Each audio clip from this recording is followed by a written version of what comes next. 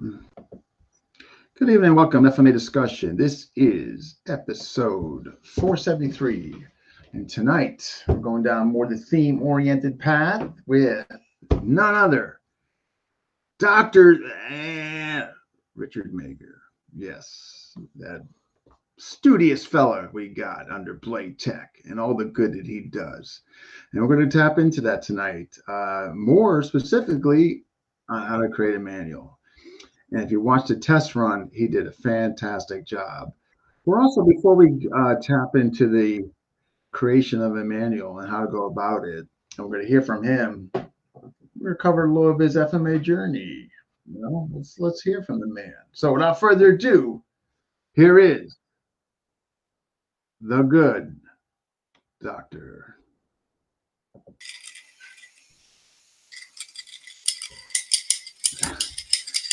Doctor, what are you doing? Oh, sorry. Wrong podcast.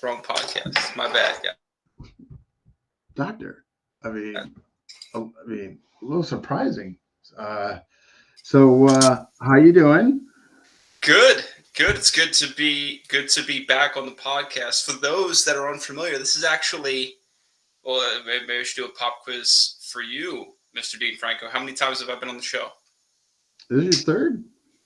It's my third time. So that's like frequent flyer miles. You're starting to achieve frequent flyer miles. This is my first time solo though. My first solo. Yes.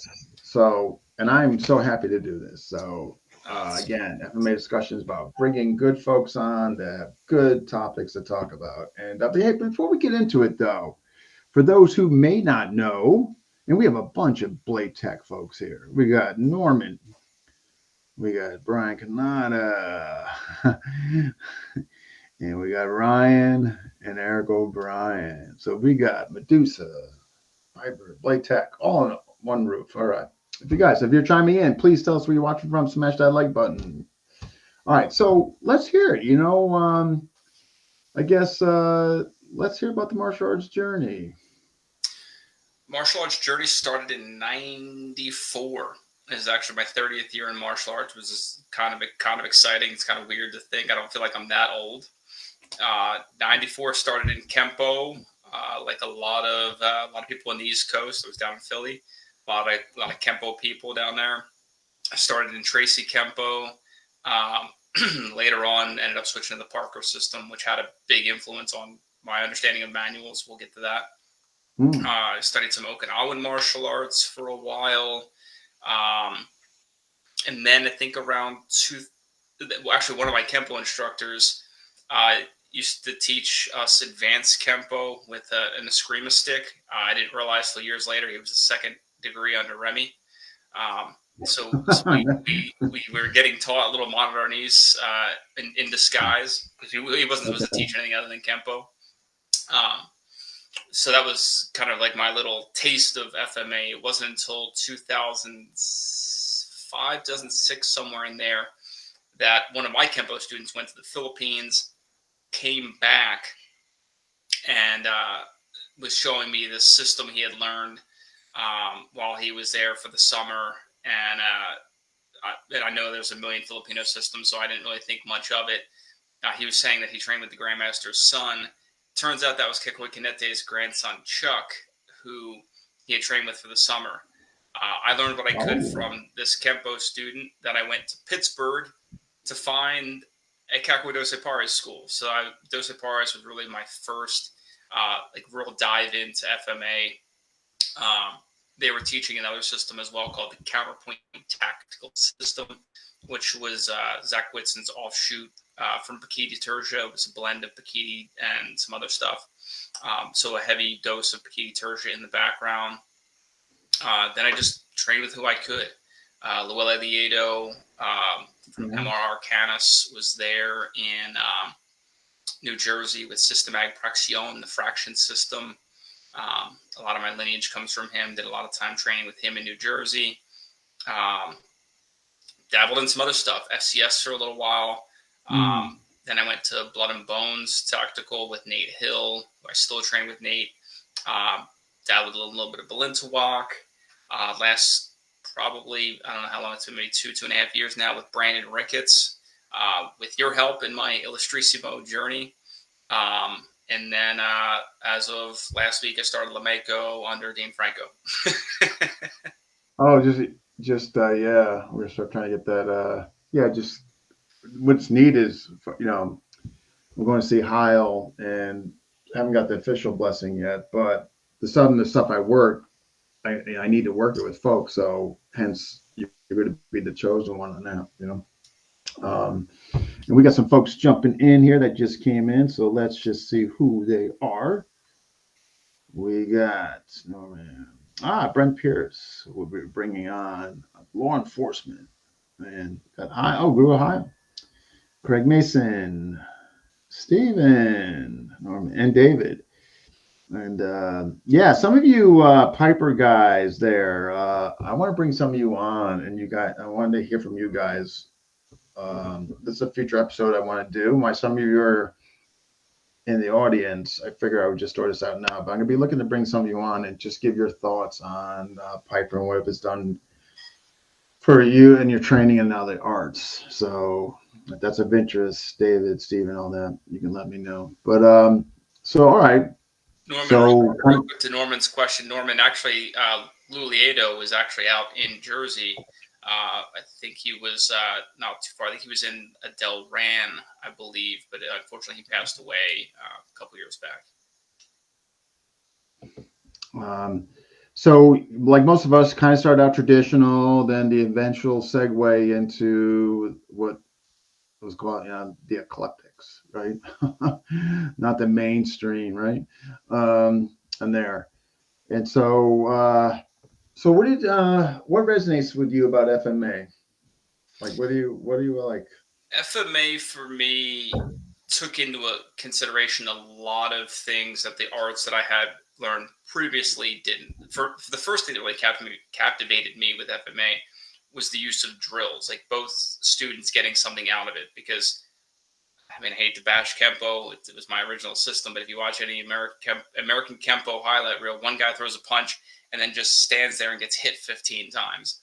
Right? There's really not. Yeah, I don't know how they stand there and take it for 15 shots at a time. But then the student then gets to do his side of it, right? Where the other guy stands there and gets hit 15 times. The FMA drills were much more two-sided in that you're both working something together. I thought that was a really cool idea, seeing that for the first time and thinking about it more in terms of street applicability. Kempo means empty hand, right? We had some weapon defense stuff. Don't ever use it. It's not going to work in the street. FMA took into account not only weapons, but multiple attackers. It was very, very to the point. I thought it just made more sense. I was living in Philly. It wasn't in a terrible area, but some of the places I hung out weren't the best areas. And Kempo wasn't always the answer.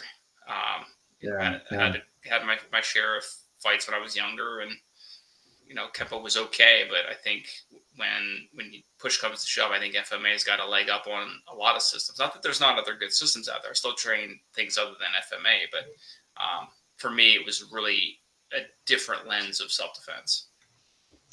Yeah, I mean, that's what I found. Like coming from Taekwondo and then seeing it, it just was. It was ever from the nonlinear motions. I mean, the weapons, of course. The full ranges. And I'll be honest, coming from more of a traditional art background, especially when I got into the Okinawan stuff, again, very linear for the most part. FMA was just fun. It was just fun to train. Yeah. It was it was just interesting. It was captivating, and I still credit my Taekwondo for leading me to where I am now. So I don't bash it. Profound respect for it. If it wasn't for that, I mean, I probably wouldn't be sitting right here right now talking to you. So it definitely led the way to other arts in my journey and that. So definitely the initial stepping stone, right? We all have them. Yeah.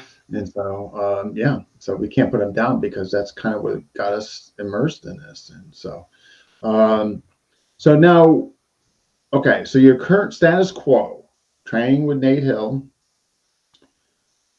training with under Brandon and that Blake Tech guy. Who the hell The is he? the Blake Tech guy. Yeah, Who I'd the like hell do to you try think? to Who get a the little. hell do you think he is? Running a podcast, creating his own system. I mean, who the hell does he think he is, man? You know? The ego on this guy. I mean, jeez, it's just like unbelievable. The set on this guy. Yeah, still doing a little bit of Brazilian jiu-jitsu here and there, trying to get a little bit better at grappling.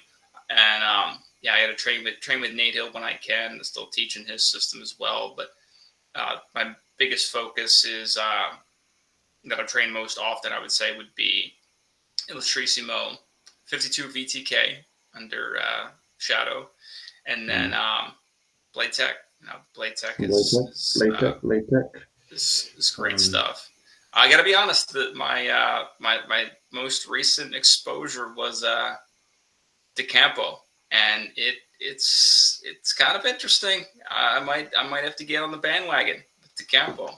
I just saw Will today with Guru Heil, so I guess he's got something coming with Friday classes. I don't have the specifics as far as time and all that, but something that looks like that's actually starting. If I'm not mistaken, this Friday. Okay, And I know so they've much, got the yeah, Saturday, like the DeCampo group's got their Saturday classes and stuff too, which I may have yeah, to start jumping in. Will was my first exposure to DeCampo. yeah. I got through, just through the lens of with Dave and Lameko, and but yeah, yeah, it's one of those systems that definitely, I don't want to, the worst thing I want to do is like take one more thing on and then you can't finish it. You can't dedicate your time to it. And that's the worst thing I just want to avoid. However, though, if it will complement my training in Mako for better understanding, etc., well, then, yeah, I want to do it. But I'm just got to be careful just because that's the one, I tell you, even at the age I'm at, and you would assume the maturity and kind of not repeating the same mistakes, I still just take like too much on it, and it's almost, and I know I do, and yet I still can't stop like freaking doing it. You got Blade Tech, Medusa, Piper, and Yeah, now Lameko. Guru Heil says the Friday sessions are a 6-week intro, and I do believe I remember seeing the flyer with that. yeah, okay. With William there. Yeah, I would like to, and I tell you, Guru Io, man, is exceptional. Just his detail and stuff and the variations he goes over. And I had so it's kind of funny. I jumped in the class. I was a little late. I'm kind of flustered. I hate being late because I'm automatically flustered. I'm just like, yeah, you know what I mean? Like, I just hate it. Like, I just, but I couldn't help it. So I'm getting there. So we're doing basically, broken, number 7, and it's supposed to be here, and then you're coming over here, broken over there, and then come back on their side. So you're doing both sides, and I'm like here doing this, and I'm like ready to take my head and the just original, put it in yeah. the freaking wall, and then finally things started clicking. But like those first few minutes, I'm trying to just because when I'm late, I get flustered, and it's hard for me to just dial in. It takes like a few minutes, and those few minutes, I look like an idiot. It's just not the most it's not the most appealing look, I tell you. But yeah, but back to exceptional teacher. You are going to give it all. Study that's Brian. Then we got GM Ray Floral. All right. Okay. So interesting. Brian, back cuts for the win. Brian, back cuts for the win. Back cuts. So it looks like you're starting to get some interest from others in the manual department. So funny story. Obviously, we just had the little test run teaser last night. I didn't. There was more stuff that happened after I was texting you last night. Not only did a couple people reach out to me to help with their manuals, and I'm not making this up, but also somebody offered me rank. I don't know how that pertains to manuals, but someone in another country, I'm not going to name names, I'll send you screenshots later, started talking to me and was Please, like, please do. they were like, we really think you'd be great for our organization, and we'd like to offer you this title. I can't wait. You guys send me that later. But here's the thing, though. Yeah. I was thinking today. I'm like, holy crap. Directly or indirectly, because this is pretty. Like, I have not. This is kind of quiet. I have not like, hey, an FMA discussion, because first of all, this is not privy to anybody. Yeah. If you're not training in Blade Tech, there's no reason for you to have this. So it's not like everybody, like I'm making this accessible to everybody. So hence it was only advertised in Blade Tech. Yeah. I never put this in an FMA discussion. Hey guys, I got my own manual. That didn't happen. Yeah. And my Instagram is private. And I think I might have mentioned something too, but even though that's private, I was getting messages from folks when I first released the pictures of it. How can I get that? And at first I'm like, wow, this is kind of exciting. But then I'm looking at the guys, I'm like, wait a minute, they're not they're not even in the system.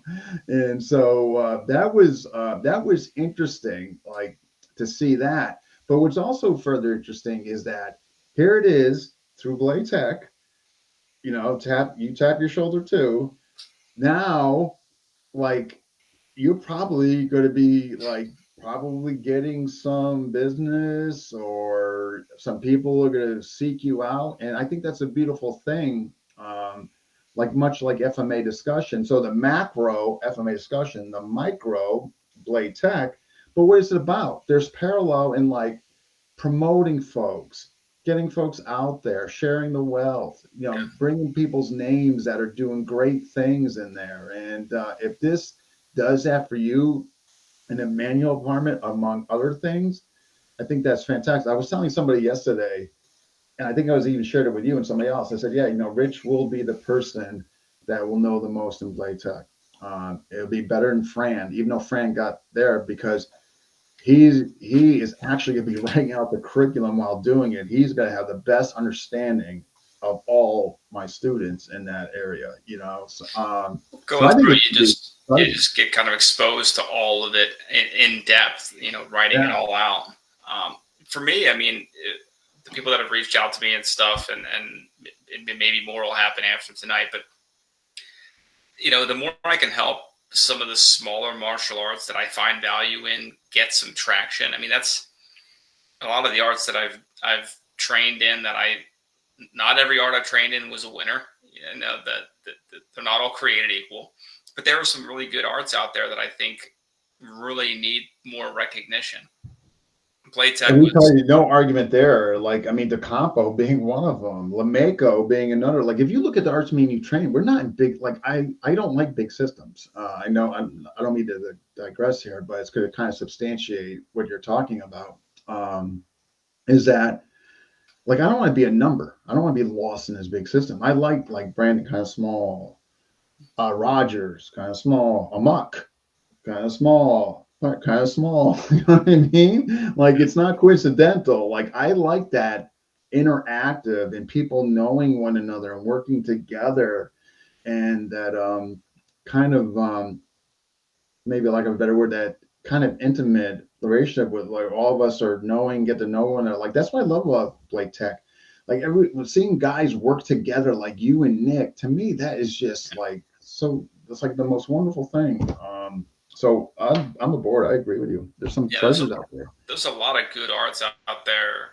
Like everybody's heard of Jeet Kune Do. Everybody knows about JKD, but the sister art was Wei Kune Do, which came from Bruce Lee's best friend, and almost nobody's ever heard of Wei Kune Do. And I think it's a I'm gonna tell you right now, this is a new one for me. So yeah, yeah. that was Grandmaster Liu Fong was Bruce's best friend, and a lot of people say it was Danny Inosanto. Leo used to say, well, Danny, he said Danny was Bruce's punching bag, and Danny Inosanto grew down, obviously, of the utmost respect, but he was Bruce's student.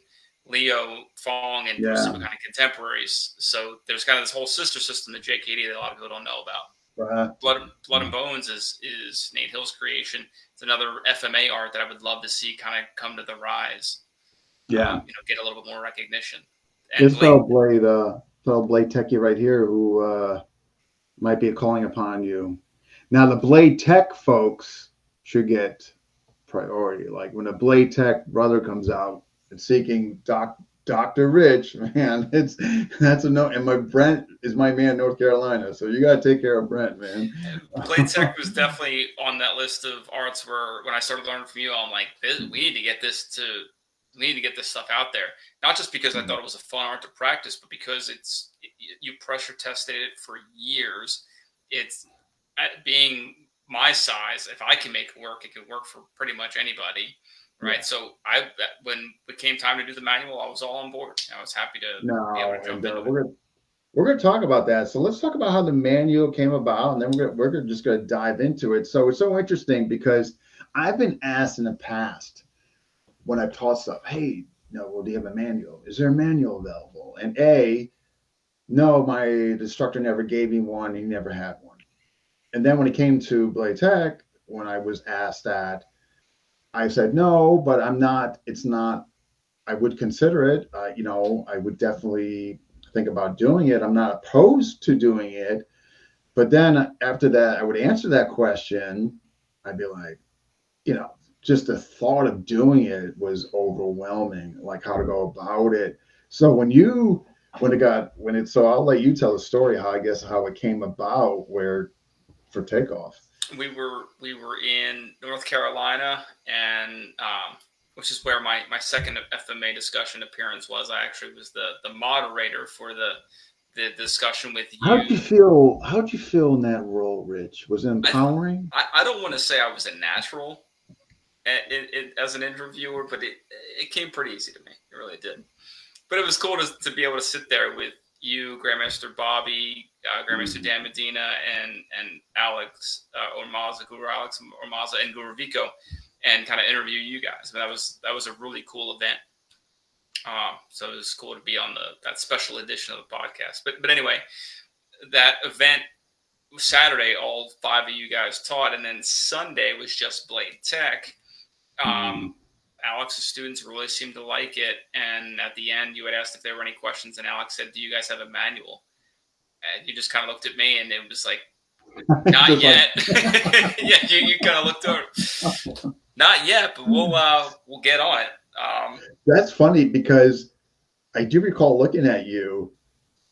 But it's funny when I looked at you, I wasn't looking at you like knowing that you could even do it or you were capable of doing it. I think it was just like a knee jerk reaction.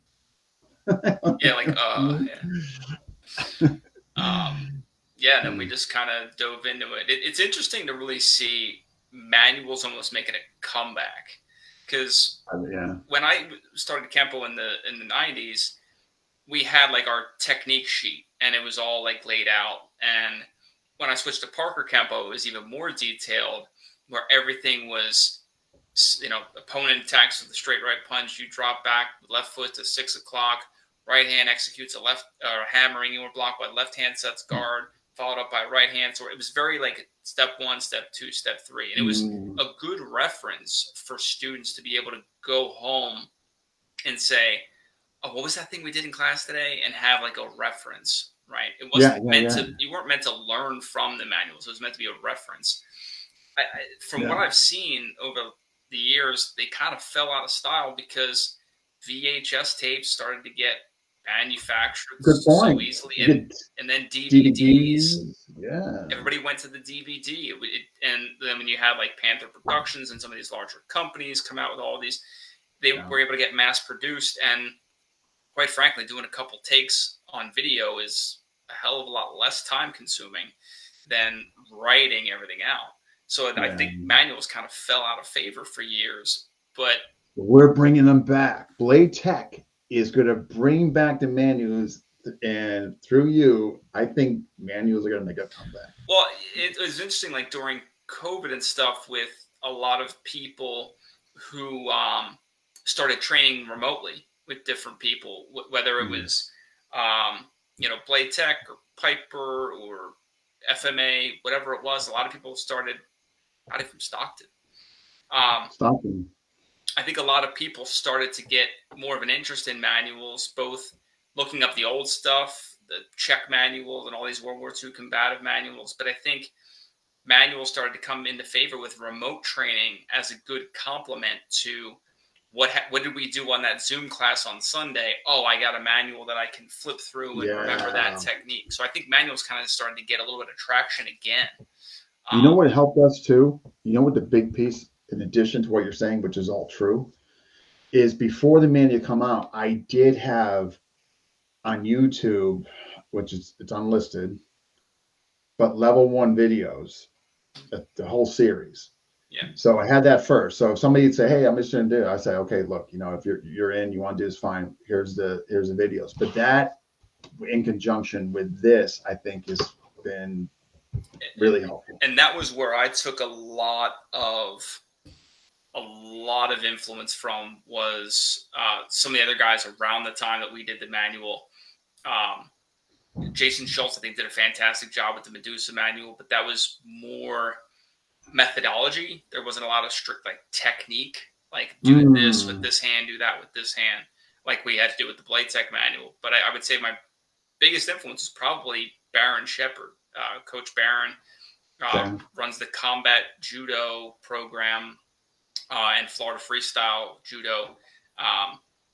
For guys that don't know him, he's a very street-oriented judo practitioner. I think he's a 5th-degree black belt in judo.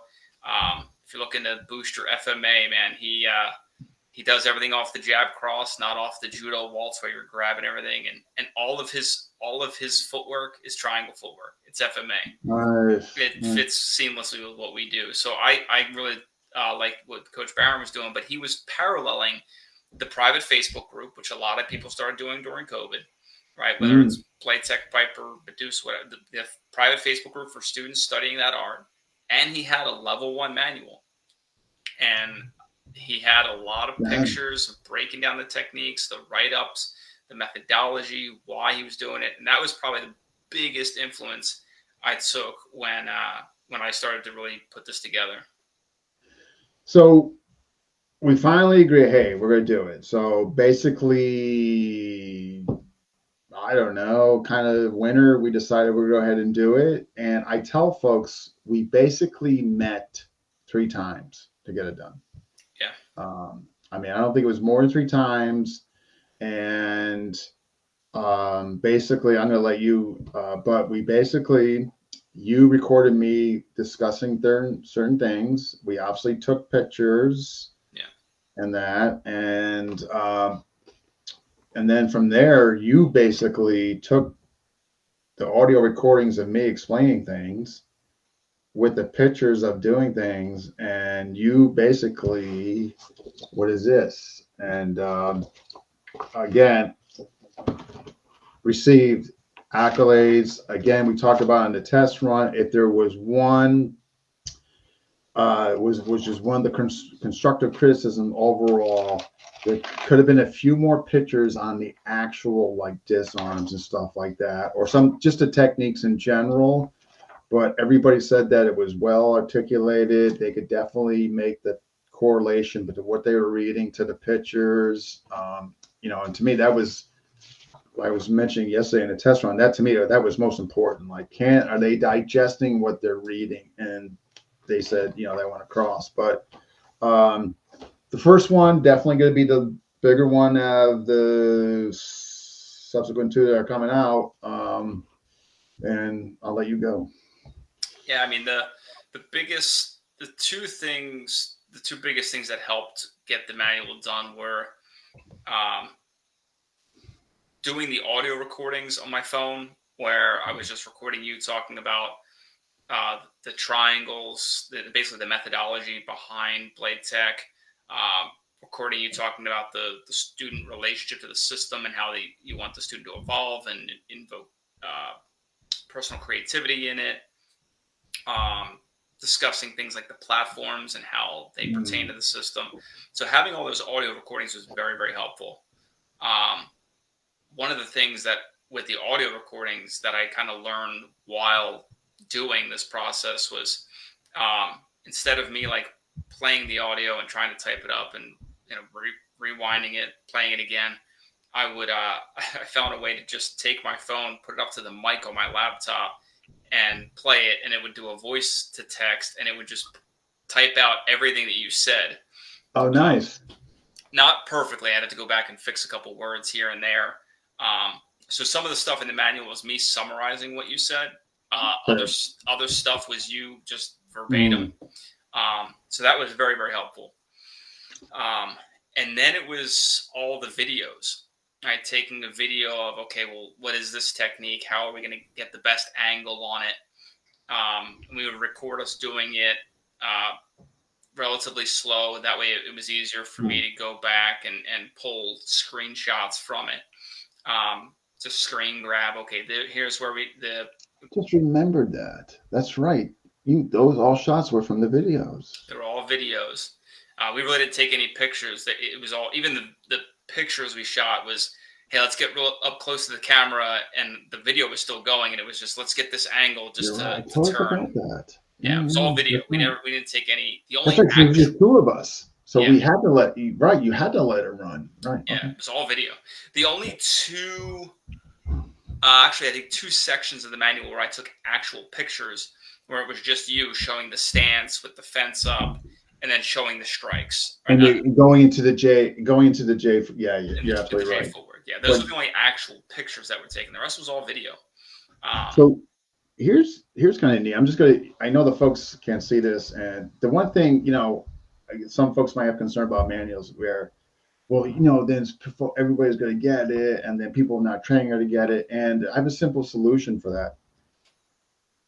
I tell my guys that are training level 1 or on the blade tech, here you go. Please don't share with anybody. And if you have good guys, there just has to be an honor system. I mean, that's basically the best we can do. But also the other kind of default system that me and Rich put into play, nobody gets level 2 until they graduated level 1. So it's not like, you got a guy there who's got all 3 levels manuals and hasn't trained a single day in blade tech. So there's certain things you can do if you do want to kind of contain, as far as who is exposed to it. There are some things you can do. So I'm gonna let you after this, but kind of neat, and I'm just gonna mention some of these things so folks that are watching can kind of get the overlay what you did. So first we went into system name and founder. So maybe people don't understand or don't realize that Carl Atienza back in 2002 gave me the name Blade Technologies. And what it was is while I was Carl's rep in Connecticut, he says, look, knife's your thing. Why don't you call your faction of Atienza Blade Technologies? So that really came from Carl way back then. And the name just kind of stuck. Then he went to system overview, which I thought was neat. The methodology, the key 4 elements: pre-violence, defense, offense, post-violence. System logo. Why Jason Ward. Jason couldn't have done a better job. I love that logo.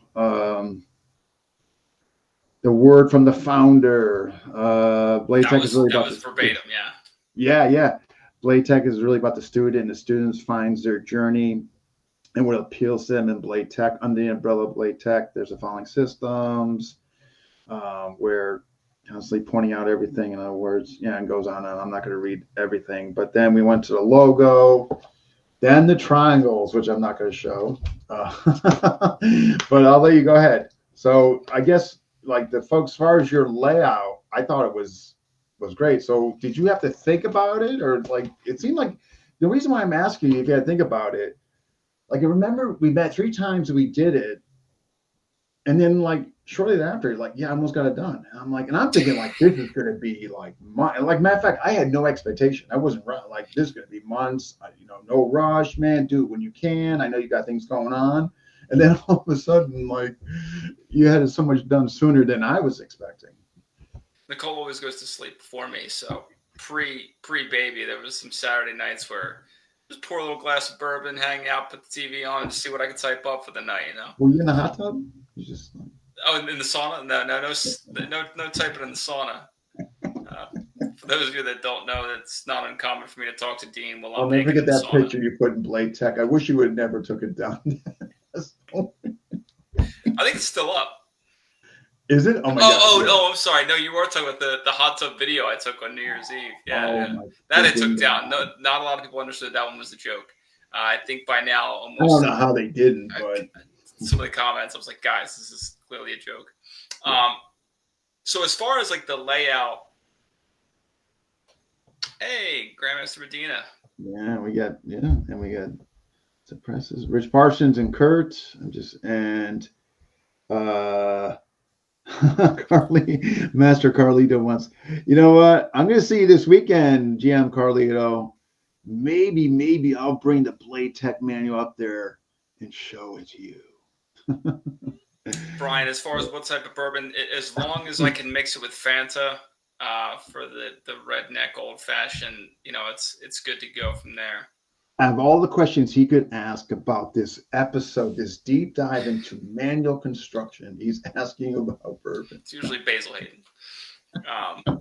But as far as like methodology, I wanted that to be well. Actually, the first thing I wanted was the background on you. People open the manual.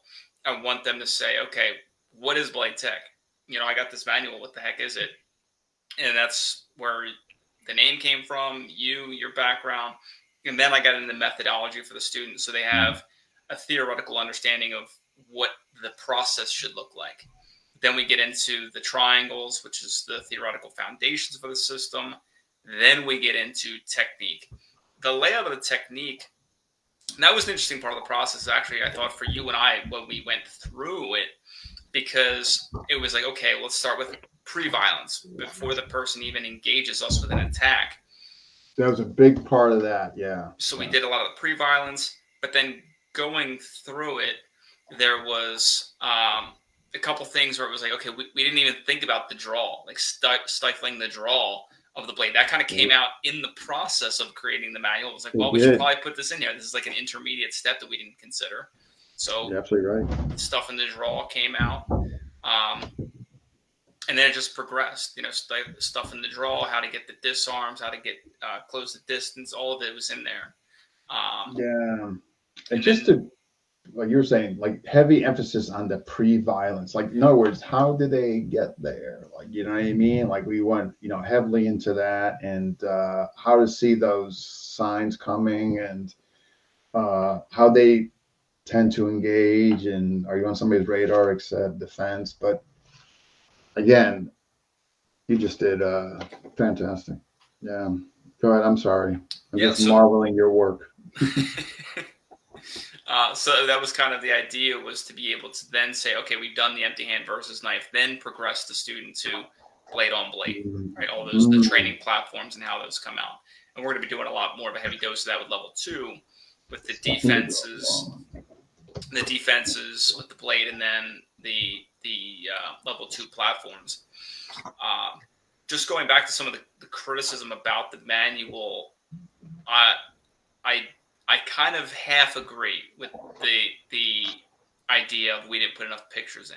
The biggest critique for me was black knife on a black shirt. That was a little tough to see. That was the most, I'm with you on that. Like, could there be a few more pictures? Yeah. And I certainly, but here's the thing too, what folks need to understand with the level 2 coming out, there is going to be more pictures, because we don't have to cover the triangles or any of the history, the name, the logo, because that's all level 1. So level 2 is going to be, it could probably be a good chunk of more pics. But yeah, the black knife, which here is what you, and then you did what you could do as far as the red outline. Yeah, that was the one or two of those I did the red outline just to kind of give it a.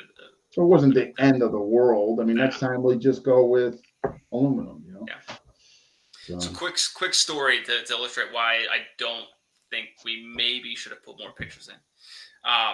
So one of my teachers in China said that there was a guy who came to him and said, "Oh, I know all these forms. I want to show you."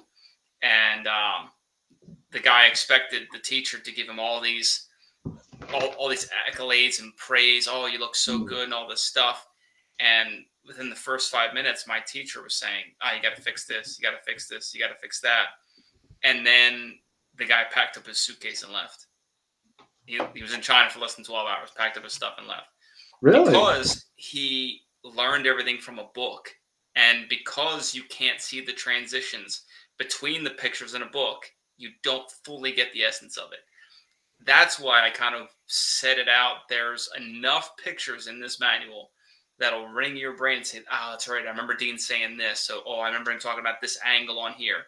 I don't want people to try to learn from the manual. You need to learn from an instructor, right? You know what? That's an excellent point you made. This is the first time I'm hearing this from you in regards to the pictures. And now that you presented it that way and you articulated it that way, I'm like total agreement with you now. Yeah. I mean, the black on black, like Mike Ray made a good suggestion. Actually, I have those orange tack knives, and that's a great suggestion, actually. Yeah. Orange tack knife would be great. I don't know if that was Mike or Seth, but thank you. But I want to make sure I don't want there to be so little in the manual that the student's like, I don't even know why I bought this, but I don't want there to be so much that somebody could take the manual and think they've learned the system from it. By virtue There's a of happy middle ground with that. Yeah, that's a good point. That's a great point. Yeah.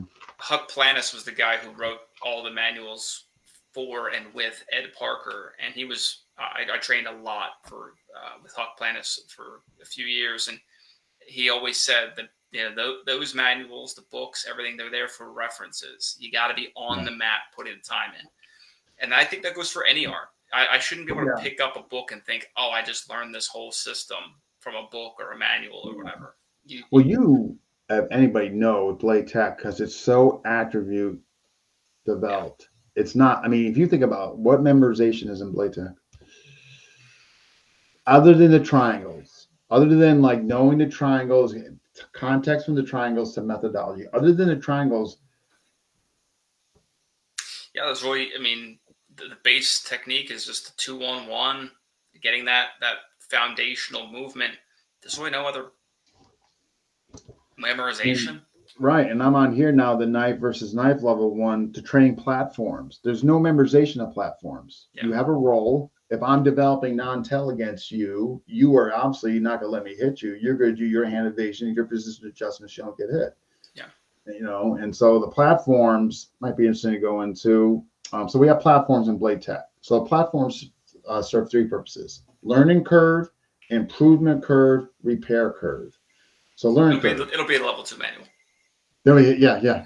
And so I walk in. We're gonna expand on that there. So if somebody new walks in, they're learning. Somebody that's there, they're gonna improve. And somebody needs to repair something there. So, but yeah, level 2 on that. But I'm just, because it just came to my mind when I'm looking at training platforms here, developing the force. So Blade Tech, everything is there's a good chunk of force ranging, right? Enhancing reaction, recognition and reaction, recovery, non-telegraphic. Yeah, I mean, this is, again, I don't know, man. I think you nailed it out of the park, man. For anybody who's going down this path, one thing that, again, kind of learning by doing, the two biggest things I learned to speed the process up were that voice to text for the audio recordings. And when it comes to the videos, instead of having a whole slew of videos and trying to figure out which video the picture's in that you need for the next section, just go through each video and take the screen grab what you need, take the screen grab, then go to the next video, take the screen grabs that you need. Just get all of the pictures out of the way, then put them in where you need them. Because I was going back and I forgot which video we shot, because some of the videos were like 20, 30 minutes, and I remember which part that we needed. So I was like, which part did we have hand evasion in? What part did we have the lutong in? And so just take it one video at a time, take all the screen grabs you need, and then move on to the next one. That'll make the process easier for anybody trying to do this. What do you think about if we did the last page in level 2? And it's something we don't have to do. Just something, I don't know why it came to my mind, but would there be a section where they could write notes? You think that's something worth doing? Yeah, we could put like an extra couple pages with like blank lines for people to take notes. I've seen some places do that. The only thing I'm more of the mindset of the students should just have their own notebook, but we can definitely do that. The only issue is we're just paying for extra pages. right? For what they're paying for the extra blank pages with some lines on it, they probably could have bought a $2 notebook. A notebook. Yeah. No, good point. Good point. So, all right. So we kind of got. All right. So when you you have the recordings. You got the voice recordings. You got the videos. Now you put the voice recordings onto the computer. You got the video recordings. So now you were taking this and actually creating pages. Like, how did that go about? Just the cool thing about Blade Tech that made it easy was we already had a progression of the techniques, pre-violence to the person approaching, the integrity test. Then that was okay. They start to reach for the knife. We had preemptive striking. We had stifling the draw. Then okay. Then what if they get the knife out? Okay. Well, then we got to progress. So there was a very logical progression with all those techniques. And I think a lot of systems have their own progression of technique. And I think I've done well over the years with systems that have here's like the ladder that you learn as you go up, right? That's why Brazilian Jiu-Jitsu for me has always been kind of amorphous because they don't have a curriculum. It's here's the technique we're doing this week, or here's the technique we're doing that week. There's nothing wrong with that. It's just not the way my brain works. So let's say Piper. Piper has the level 1 is basically all the hand movements. Then you progress to more body movements, closing the distance, right? Medusa, shock, latch, stab. Like you've got this standard progression, and you want the manual to reflect that. You want whatever the manual is to reflect the progression within the system. They should parallel each other. The manual shouldn't be like, oh well, I remember, why are we doing stifling the draw if we already covered disarms? Why has he got the knife out but he doesn't have the knife out? It needs to make sense for the student. You definitely did that. There was definitely congruency in what you did here. Like, I mean, you could clearly see the evolution. The context was established with the triangles before it went into the methodology, which is Blade Tech is about. Triangles establish our context from our context. All the 6 triangles to what we do. That's definitely, getting my influence from Tom Sotis. Absolutely, give credit where it's due.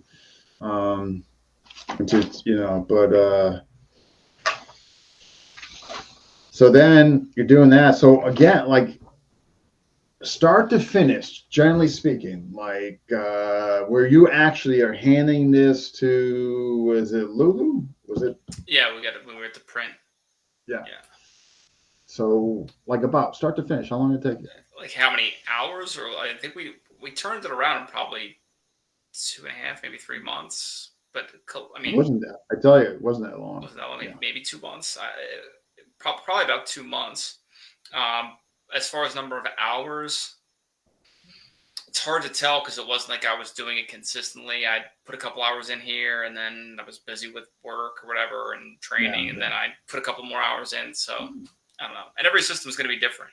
And I already imagine that because so much of the legwork was done with things like formatting and getting the background of the system and everything else for this level 1, I'd imagine level 2 is probably going to go pretty quick for us.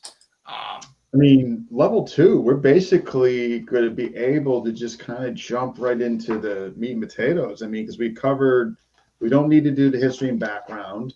We don't need to go over the triangles. The pre-violence kind of stage is kind of covered, so it's not like, I suppose it wouldn't hurt as far as refresher maybe, but I don't know if it's absolutely necessary. We might talk about how some of the triangles apply to the level 2 platforms, but it's not going to be as in depth of the introduction to the triangles that we needed in level 1 for them to have. Yeah, we can highlight, certainly, like what triangles are highlighted in level 2. I think that's a great idea, actually. But after that, I think it's just going to be going into the offensive platforms, the offensive sets, the fakes. Yeah. Um, and then the defense, because the strikes are tighter now. And they're going for body instead of just hand. So they got to Yeah, learn and how then to get a that in lot there. of hitting. Like I remember putting the helmet on and just like, we'll have to show that. It's got to get in there. I mean, I have to wear the helmet and you're going to have to correct me. And, you know, It's for the which I'm manual. sure you'll enjoy it. But Dean, it's for the The it's for manual. science. It's for science. You have to go home with that headache. So I will donate my brain to science for you to hit it while we're doing that. That's gonna be fun for you. I'm only doing it for the betterment of Blade Tech and getting the new manual out there. I The get no sacrifices enjoyment. that you make. Get no enjoyment out of it. I mean, the things you do, the sacrifices that you make. Yeah. Again, I just, it's so funny. Like, I remember when I first got it, and I was just amazed. Like, because when you're talking about it, you're kind of doing it, but you don't know what the final product's going to look like. I actually wanted to ask, and well, I mean, this is your system that we did the manual for. So what's that like for you to see your work on paper? It's kind of surreal. It's because many folks don't know, when Carl gave me that name in 2002, it was mostly me just defensive. There was really no offense to Blade Tech back then. It was me like I could make some things work that I was getting from FMA. And so what started out defensively was just, off just, the bigger attacks like we covered, right? And so like the thought of like doing anything, what I did have, did I ever show you this? I don't know. Oh, I'm sorry. I'll be right back. I got it right here. I'm surprised. I could have sworn I showed you this, but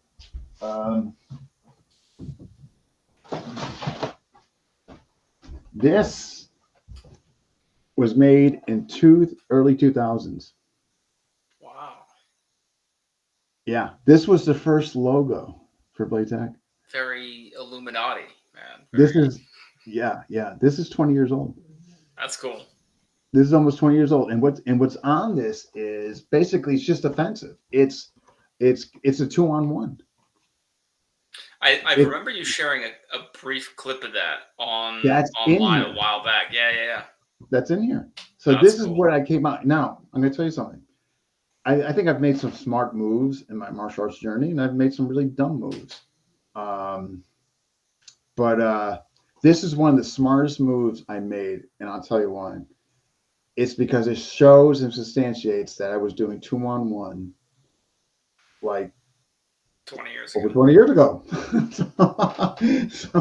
But this is the first. Now, look at that center eye ridge. Wow. We gotta get patches made with that. We gotta bring that back. But yeah, this was, now mind you, this was done 20 something years ago, but it was in 2000 when I started, like, it just didn't get onto DVD until, yeah, but that's preceded. So that kind of gives a little bit of credence to my idea that we're kind of going full circle. Like manuals were great back in the day, then VHS, DVDs, digital downloads. Now we're kind of coming full circle back to manuals again. Yeah. I think the manuals are a good complement to the private Facebook groups and the online training and stuff. Too. I don't need to put it on here because I can create a private link to YouTube channel for the students. Here you go. It's an unlisted link, but here's level 1 bid. Yeah. You know what I mean? So and like I mentioned earlier, we have to go to the honor system, right? I mean, what else do we have really in this day? But back to answer your question, it's kind of surreal. Yeah. Like I'm actually looking at this, and I see my name, I see your name, and then I go through it, and yeah, I mean, I'm incredibly proud of it. I am incredibly grateful for what you've done. I mean, incredibly grateful for the time that you put into this and your contribution to it. I think it's Thank you. exciting what we're going to go forward and do. So overall, like really happy with it. And but yeah, but surreal. Yeah. And the students that have it that are all over the place now. We've got a couple copies in different countries, not just the United States, and That's what people we can, got to be careful about. yeah. Just That the students can look at the private YouTube pages or the yeah, yeah, yeah. Facebook groups and say, "Oh, the dean in this video keeps talking about recognition, reaction, recovery. What does that mean?" And then go back to the manual and go, "Oh, okay." And here's how it pertains to right. They're meant to complement each other. Yeah, yeah, absolutely. And oh, hey, we got Mike Fraser. Hey, Mike. Kurt's asking a question. What are some of your dumbest moves, Dean? And learning from failure, learning from the failure of others. Some of my dumb moves. Some were business, business oriented when I had the school. Um, some of them were not kind of frequenting systems that I shouldn't have frequented back again. Um, like I don't mind. Like I train in some systems that I don't really use stuff anymore. However, that doesn't bother me. I don't look at that as dumb moves because that's kind of what led me to find what I really wanted was looking for. Um, but there's some things I kind of went back to try it again, which I really didn't need to, and I think it was for reasons that um, weren't conducive or the best for me. It was more of like the what kind of what me talked about in the show, Kurt, that lost sense of loyalty. You know what I mean? And there. So those are some the dumb things. Yeah, learning from failure. Yeah, definitely on the failure, and then learning from my dumb moves. Yeah, which um, I'm not making anymore, and I hope not to. I think my two dumbest moves. My first was uh, when an instructor said, "No, don't go train with that guy. You can only train with me." I listened for a while. I early 2000s, I was experiencing that. That tells you something right there, man. Yeah, When there's, you know what, and we can talk about it because it's not because we both kind of brought it up, so it's not me like change, but that is just crazy in today's age, man. When you tell folks that they can't go train with something like that, and stay there, you stay there, yeah, like you are actually fulfilling that whole negative, that indentured servitude, yeah, you're part of the problem now. yeah, Well, he told me, no, no, no, no, no, yeah. no. You're part of the problem now because you made a conscious decision to be part of that. I did it for a little while, and then finally I was like, "But that guy It can really looks like he's got evolve. stuff I wanted to train." And I I know. broke off. And now, as soon as it's happened to me a few times now, where an instructor says, "Don't go train with that guy," I'm like, "Well, I'm going to go train with that guy even more now." Matter of fact, you know who said that to me on the phone call a couple nights ago? Renee. Oh, Robinson. nice. Yeah. Yep. He's like, yeah. So what I do is I actually go over to that guy and go train with him. Yeah, I want to go train with him even more now. Yeah, that's just man. Like people that still are like doing that. I got booted from systems for doing that because I'm like, I'm not going to be that I think indentured servant actually anymore. over time, I think it comes back to haunt those folks. I really Yeah. do. I think it's really going to be, especially, it's one thing when that was being done in the 70s.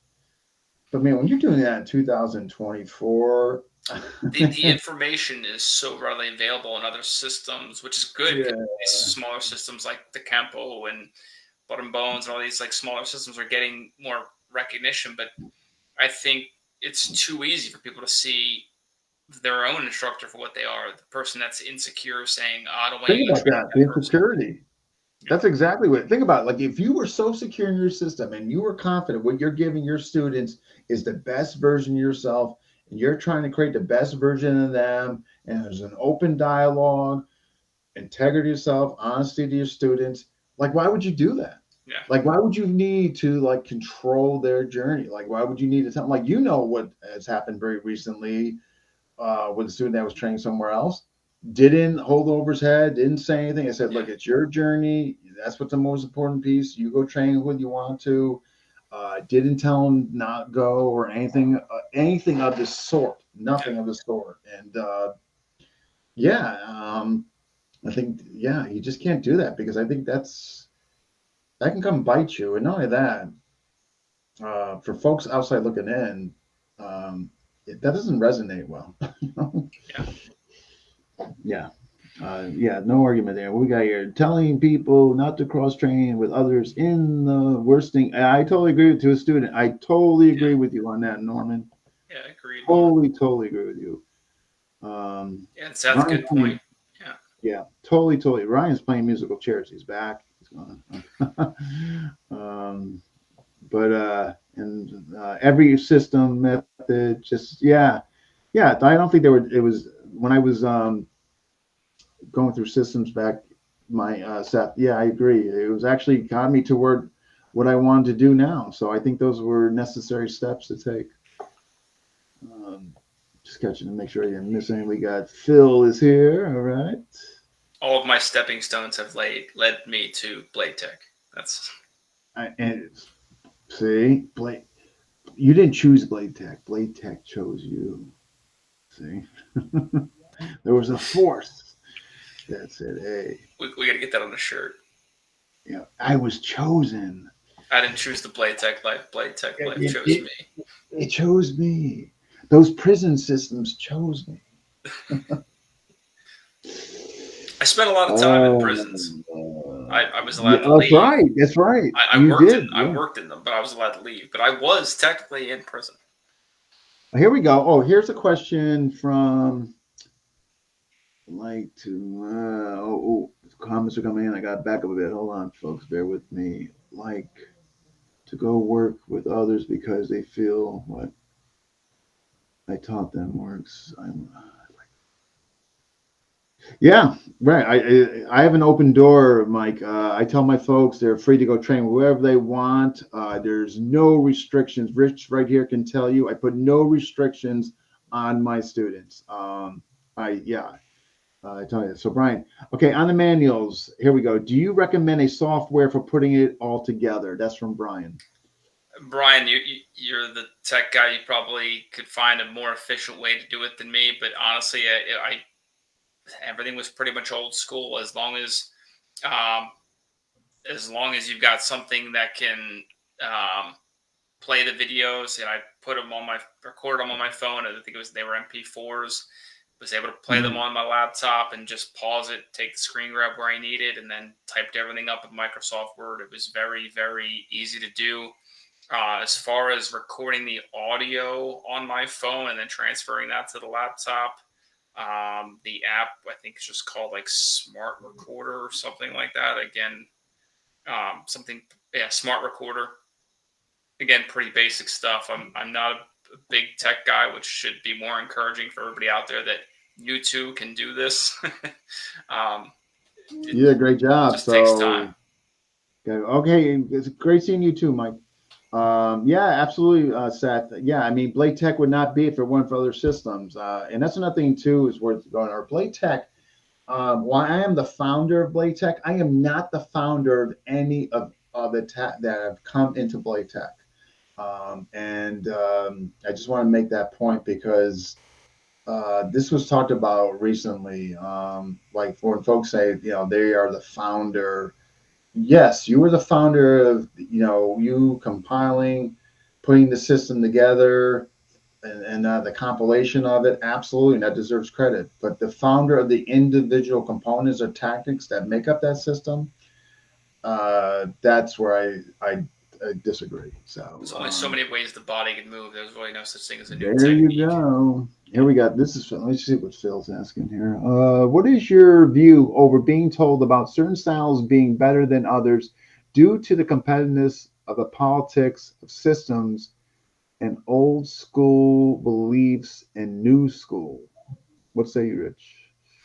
I'm trying to get the tail end of the question. Due to the competitiveness of the politics of systems and old school beliefs versus new school, I mean, I've certainly over the years have had instructors that were like, "Oh, I wouldn't go train in that, or I wouldn't go train in this," and sometimes they'd give me a rationale, so, and sometimes they wouldn't. If they wouldn't, it was usually just a political issue. I found out one of my instructors didn't want me training in another system because he had a very personal, not even martial art related beef with the guy.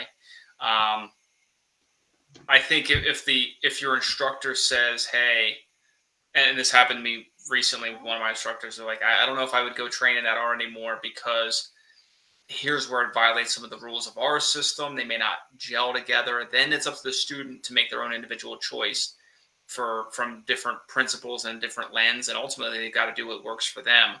Not every system's going to complement each other. Sometimes you got systems that their principles completely butt heads. It's as far as it being competitiveness and one system being better than another. I think just because one student beats another from a different system doesn't necessarily mean that system's better. You've got to look at that individual's strengths, their attributes. It's really hard anymore to pin system against system because one, a lot of people are cross training, and two, there's maybe if you did like 100 people from one system versus 100 people of another, you'd have a better sample size. But a one-on-one system versus system, maybe you just had a guy who was just better. Look at modern MMA. It used to be system versus system to figure out what was better, but now everybody cross trains and they're doing Muay Thai and boxing and some version of catch wrestling and Brazilian Jiu-Jitsu, and it's all kind of muddied. It's not system versus system anymore. And even if somebody says, "Oh, I don't cross train," they're watching YouTube videos. They're trying to steal techniques. The information is so readily available, and I think overall it's going to be positive for the FMA community. I think it's going to cause the skill level to rise overall, as long as people are getting out and sparring and pressure testing. But to put one person as a system representative against another, I don't know if that's a telltale sign that one's better than another. Yeah, good name. Well said. And we got, did we talk about short gun tactics? Short guy tactics. Short guy tactics. Short guy tactics. Short guy tactics. But somebody can. And there's a founder to that. We just don't know who it is yet. I am the founder of Fun Size Piper and Bite Size Blade Tech. So wait, Bite Size. Okay, founder of Bite Size Blade Tech and Fun Size Piper.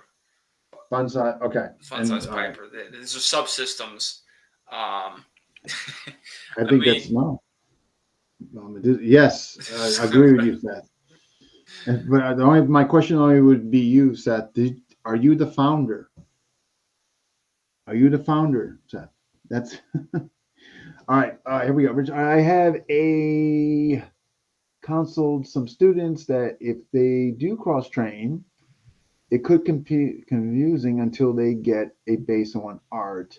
Yes, if they wanted to go sample and try, please do. I have even helped them find other schools when asked. No, I don't have any issue with that. Yeah, if they don't have a base, right? You would. I don't think it's a bad idea that you kind of suggest, hey, I'm all for you going somewhere else. My suggestion would be like just get more of a base. But yeah, I don't. I think that's fair, right? And I've actually had one of my instructors, non-FMA, but I said, "Hey, I think I'm going to go train in this system." He goes, "Cool. Come back and show me what you learned. Like, bring me back the good stuff. Like, let's see." He wanted. I think that's the extent of like being totally open-minded, and that I think there needs to be more of that in the martial arts world. Here's the thing, too. You know what students appreciate? Students appreciate when their instructor is open like that and say in there like that.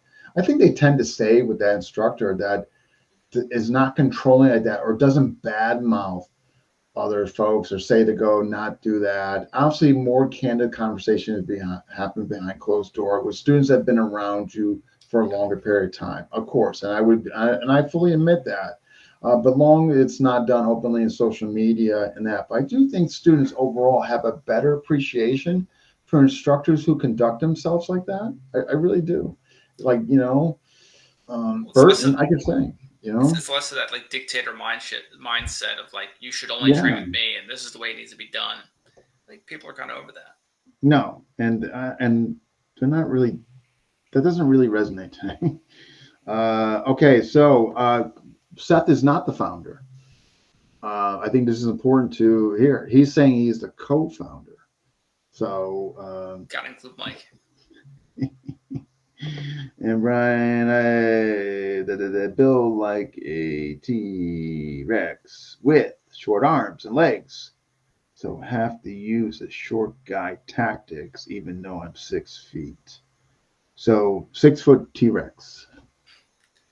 Maybe we'll just Ryan. Maybe we'll just change Mini Piper or Fun Size So Piper to just Pipette. Brian's Minotaur. He could practice Pipette with us. The Mini Piper. Oh, we love Brian Canada. Just joking. What is the best cross training system you have been using yourself recently? For me, the best cross training system I've been using for myself. Yeah, actually, I'm heavily looking at the prison systems and how they equate to the crossover to specialty weapons. That's really kind of what I've been really focusing on the last I don't know 4 months or so. Phil, heavy look into that because I think there's such parallel from the tactics from prison systems and how you reverse engineer to with other weapons. So that's what I've been really allocating a lot of my time to as far as like I get cross training. Hopefully that answers, and I'll whatever Rich would like to say. One of the other trends I'm seeing in the martial arts is more. I call them like a la carte systems. Like the old days, it was like you need to dedicate your life to this art for the next 20 years to get good at it. That's the way Kempo was. Like the curriculum was so extensive. And I'll use Pakiti as an example. The Pakiti curriculum is so incredibly extensive. Now there's a lot of systems that are really good, like supplemental systems that, okay, if you need striking, go to this system. If you need weapon defense, go to this system. If you need throws, go to this system. And I've been having a ball with, again, I'll call them like the a la carte systems. Striking, I've been doing 52, BTK, combat judo with Baron Shepard. Again, perfect complements FMA footwork. And starting to get into some of the a la carte FMA systems and weapon-based systems that may not be FMA. Piper, it's a very different type of movement with the knife, but I think it can really be blended with that sense of personal creativity. Blade Tech is a great system. It's not a very wide system as far as curriculum, but it's a very deep system as far as attributes. Exactly. So I think some of these shorter systems where you can devote a couple months or a year or two and really get a lot out of it rather than needing to invest 20 years to develop a skill set, I think they're coming to the forefront. I think it's kind of cool. Yeah, nice. And Brian, hey, pretty accurate on my modeling of Brian's Minotaur. So, yeah. The approach is an excellent system. You can train to hit extremely hard. Yeah. Mini hyperbole. Blade Tech. Good. Yeah, from Ryan. Norman, me too.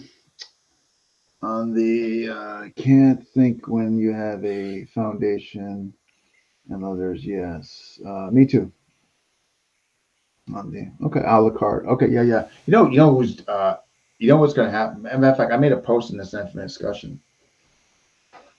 It was about, oh gosh, I want to say maybe a couple of weeks ago, and it was pretty well received. Some folks said that having complete systems could be important for for continuation or the keeping the system intact and perpetuating it in its entirety. And I think I totally agree with that. I do. I think that should be a mainstay, keeping systems big and a whole like that to pass on to generations. I'm a huge fan of that. But my post was basically on you're going to see more and more micro like modules. In other words, why? And I'm telling you, it's going to be because folks who don't have the time to do a full system, but they want certain things defensively.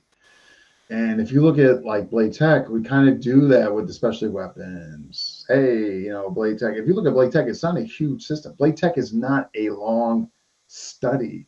Like, oh, it's going to take you 5. You know what I mean? It's not. But you want to even get a little less. And what I'm talking about, as far as time slots, Tom Sodas is really doing it. And I think that's going to be the future.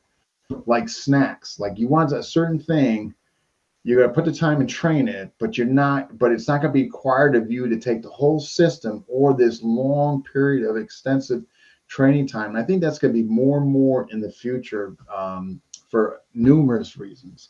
Well, I mean, I would take somebody who, let's say, has done, I'll pick on my own base art, American Kempo, for 5 years and has only been doing techniques on somebody that stands there and gets hit. And you take somebody who's done, and then you take somebody who's used to really pressuring in, who does Medusa or Wakundo or something, one of these smaller a la carte systems that can really get in there and has drilled it and pressure tested it. My money's on that guy, even if they only got like a couple months of training against the guy who's got a year or a couple years. Especially if they're dialed into something, and what they dial into, they're really good at relaying that information. You know what I mean? Libre calls the minor twirl the pendulum. I don't see what does he call the frame outs? What does he call? He calls the flicks. Okay. He calls the pick coming down the rake.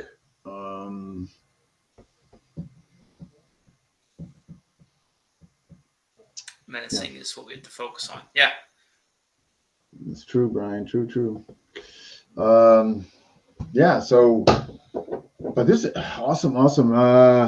So, folks, on the manual, if you think there's something you want to try to, or you have an interest in doing for your system and that, I would highly recommend, contacting Rich.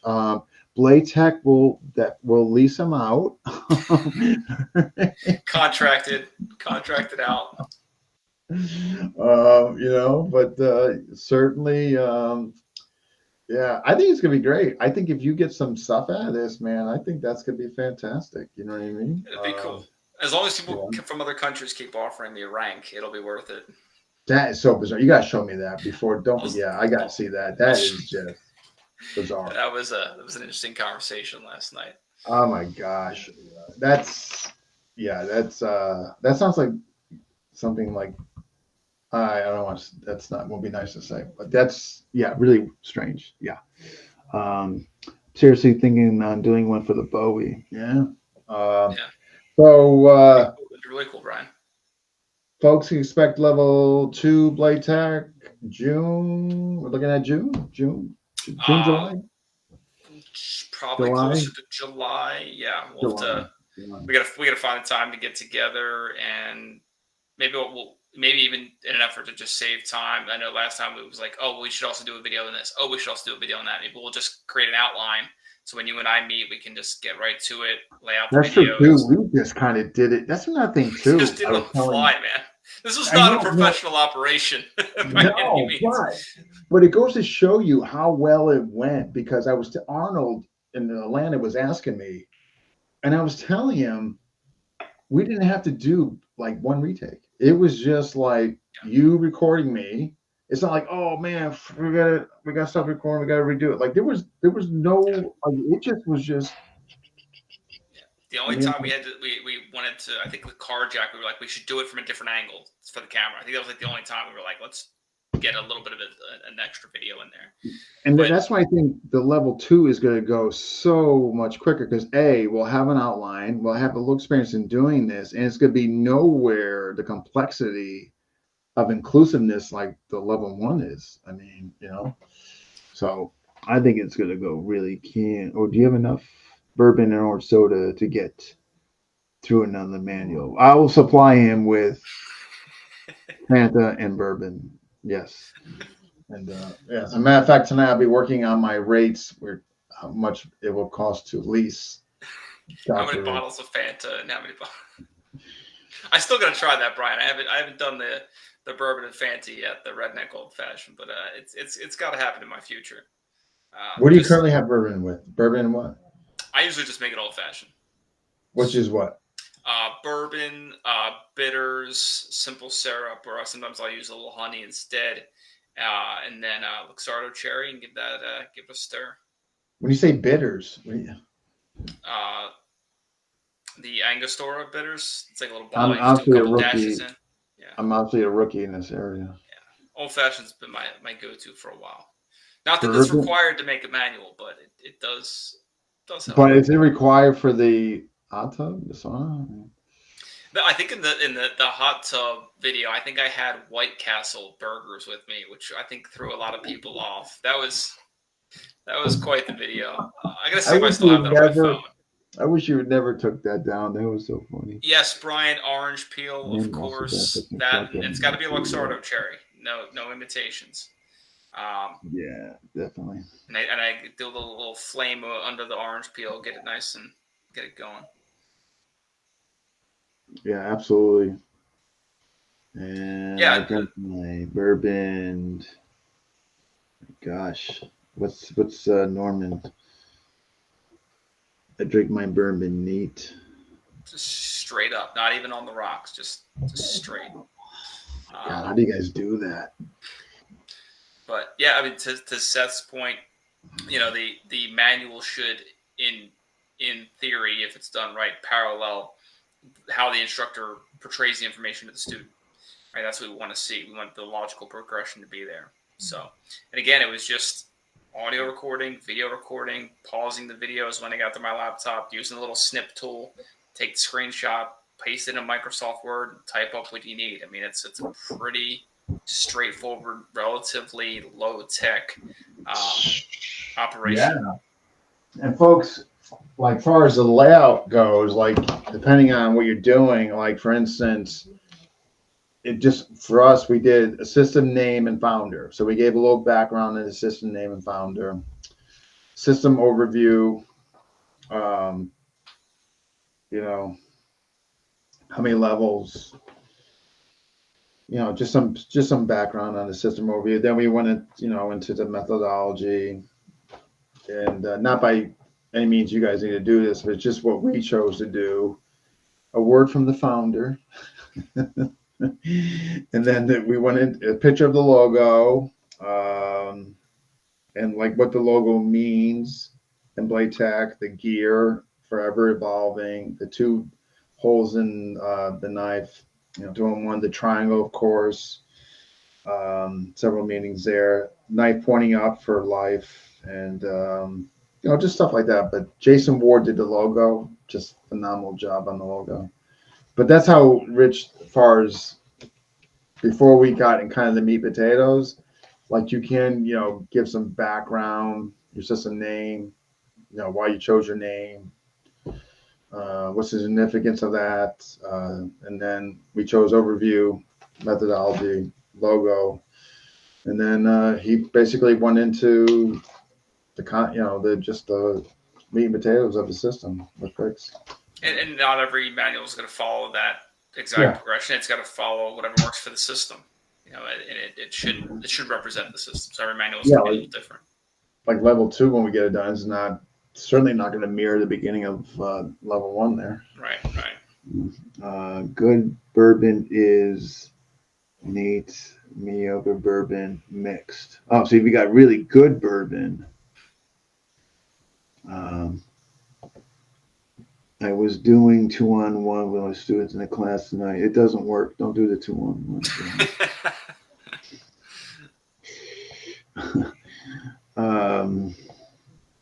Let me see here. Gotta go, peeps. Okay, so Ryan's exiting now, but Ryan could come back. So we'll see. But he's okay. He's like been in and out tonight. Awesome. But yeah. So final words to folks on the manual or anything FMA discussion. I mean, like honored. That Humbled and honored, as you always say. My first solo episode, I was on with the Piper student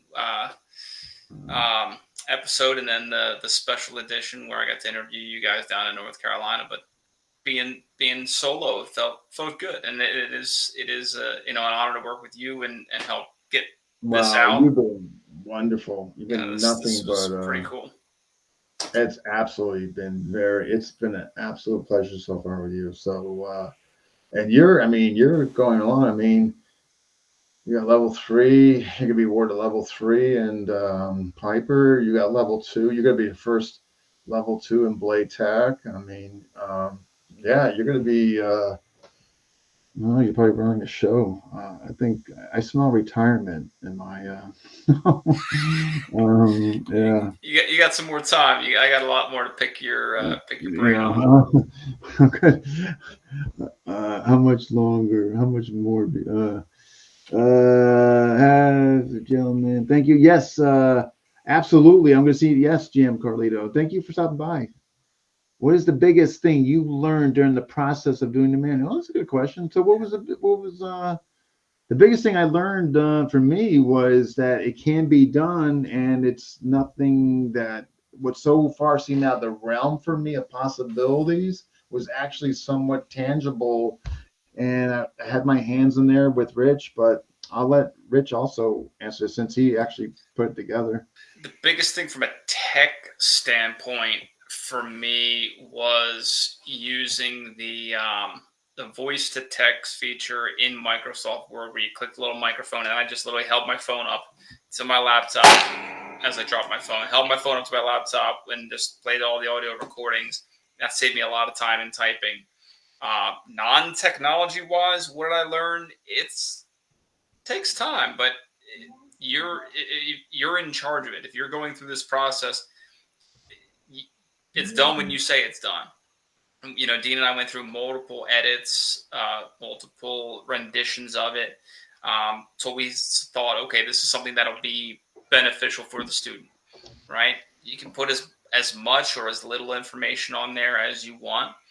Like I said, I was trying to find that sweet spot of having a good reference resource for the student, but not so much that I was burying them or that they thought they'd be able to just learn the system from the manual. So it's a creative process, and it should represent the system you're doing the manual for, but it should have a little bit of your own personal flair in there. So having fun with it too. So I put Dr. Dick on the cover and not Dr. Rich. It's kind of been my running nickname in the martial arts for a while. I mean, I put it on there because I was having fun with it. I think it's worth noting, since you mentioned that, which I've avoided mentioning that whole episode. I did notice that. That's actually impressive self-control on your part. I'm trying, because when I first went up the show, and we have Doc, but I think it's worth noting for those who didn't see the test run, I got to meet the whole Dr. Dick family. You did the whole Dr. Dick family. Yeah, even my brother-in-law was over that day. I mean, yeah. I mean, Mrs. Dr. Dick was quite pleasant about. I mean, and little. I mean, and for those who don't know, Rich has a baby girl, month and a few weeks, right? Like 5 weeks, I think. Yeah. Oh, thank you, GM Dan. Yeah, so basically, GM Dan, the stuff we showed that Sunday in North Carolina. Coming up, like, what was it, June? When was that last year? Yeah, I think maybe around May, maybe. It was somewhere, not that, yeah. Maybe June. Maybe June, right? Yeah. So, GM Dan's a good dude. Dr. Flamethrower. Oh, you guys, that's another vid you gotta play. That is so funny, man. You're out in your shorts and yeah. I'll never forget showing that was fun. You got 2 vids that you need to get out there. You need to get the hot tub vid. The hot tub vid, and you need to get the flamethrower vid out there. That is so fun. When I saw that, I was done. I got to see if I still have both of them. I think I might have deleted the hot tub vid. We'll take a look. Oh, how do you look so rested with the new work? That's a great starting question. to sleep more and more for longer periods of time. Part of my job is I deal with a lot of insomnia people, so I work with a lot of circadian regulation. So we're trying to stack the deck in favor of the baby sleeping as long as we can. She's doing like 5 hours at a time now, so that's pretty good for 5 weeks. That's a happy house now, right? Yeah, Yeah. and I Yeah, will give you Nicole can. credit. She's picking up a lot of the late night feeds. So Nice. But folks, I think folks need to see that flame throwing feed. I think they need to see you at your work in that driveway. the mixed reviews on the hot tub video were I just still let's. can't. I think if you did that now, I think it would be I think it would be such a different reaction. I think a lot of the people didn't understand that 90% of the stuff out of my mouth is not meant Yeah, to be I think it taken would be. seriously. Yeah, I totally believe that would be. Yeah, but I think it's worth you putting out the flamethrower. I mean, that was. I gotta see if that's on the phone. I'll never forget that. I was dying. Oh my God. Oh man. So all right. So when are we seeing each other next? So I'm gonna be. Well, let me know what works for you. I guess after. Yeah, we get to obviously get together. You've got is New Hampshire this weekend?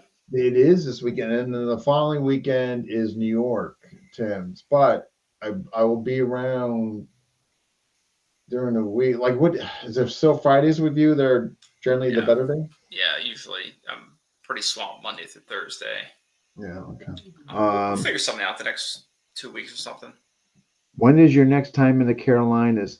Uh, it's a good question, Jim. I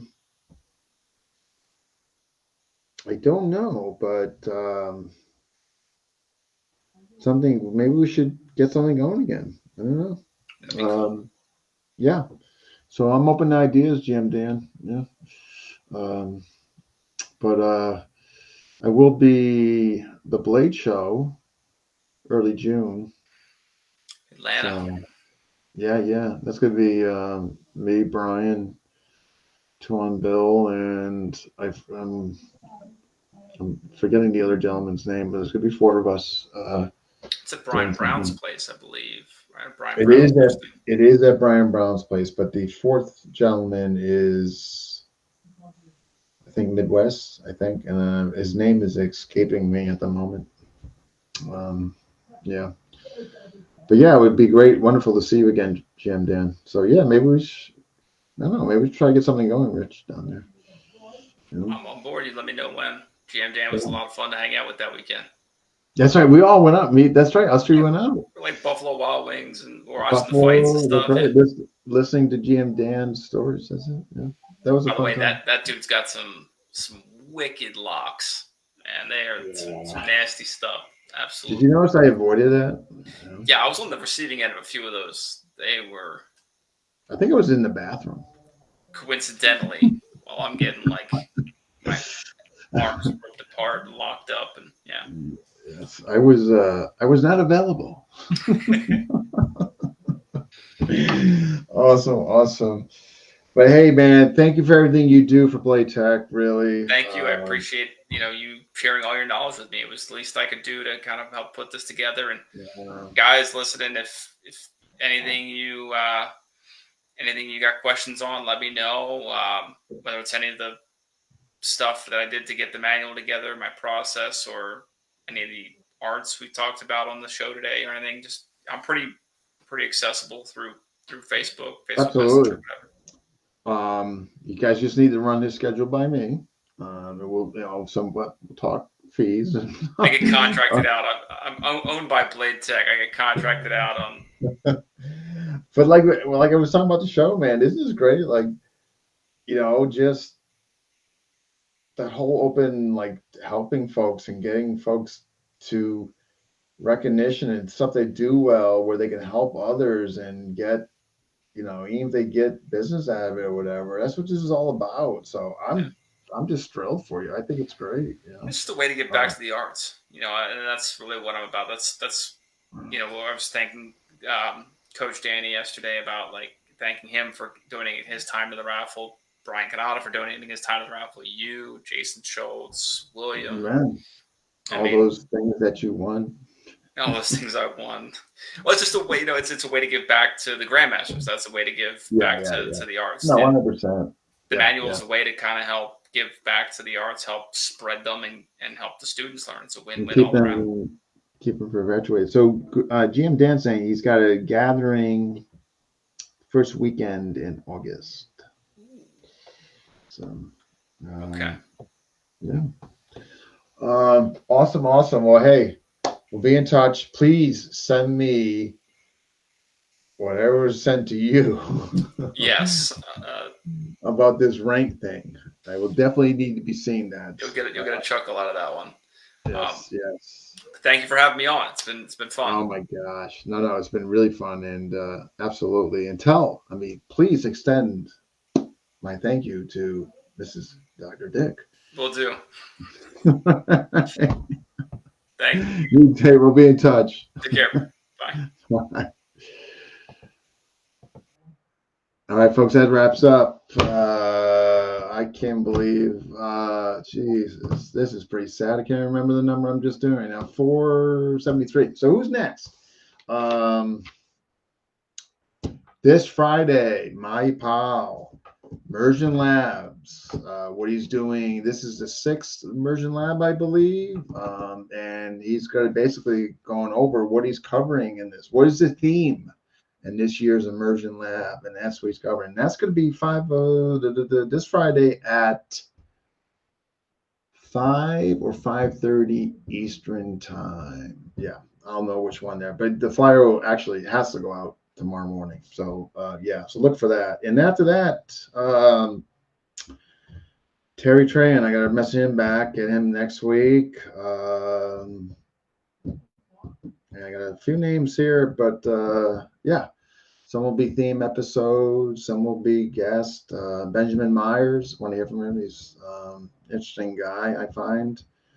Down the road, a few other guys, Brent Pierce, talk about his law enforcement, get his lens on attacks and law enforcement, what he's got to deal with. And he's also an avid martial arts, BJJ, everything. So we'll get his lens on that, which will be really interesting. What else?